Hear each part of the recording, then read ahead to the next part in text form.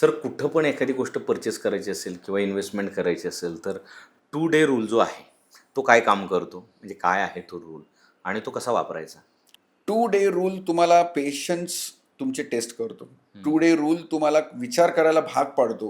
हं, कारण आता समजा आयफोनचं एक्झाम्पल घेऊया. एखाद्या 60-70 हजार पगार असणाऱ्या माणसाला आयफोन घ्यायची इच्छा झाली. आयफोन 1.25 लाख 1.5 लाख रुपयाचा आयफोन आहे.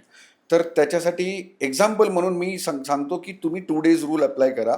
त्या दुकानात जा, तो आयफोन हातात घ्या, तो हाताळा, त्याला जरा थोडंसं जेवढं काही यूज करता येतं त्या टेस्टिंगवाल्या फोनमध्ये टेस्ट करा, प्राईस घ्या, कोटेशन घ्या आणि घरी या. आता 2 दिवस तुमच्या डोक्यात फक्त आयफोन आणि आयफोनचेच विषय राहणार आहेत. 2 दिवसात तुम्हाला खरंच कळेल की त्याचे हे किती फीचर्स मी वापरले, ते फीचर्स मला किती कामाला येणार आहेत, त्या फीचर्समध्ये मी एवढे पैसे घालणं गरजेचं आहे का. आयफोन तुम्हाला श्रीमंत दाखवणार आहे, तुम्हाला श्रीमंत करणार नाही आहे. आता तुम्हाला ठरवायचं आहे श्रीमंत दिसायचं आहे का श्रीमंत व्हायचं आहे.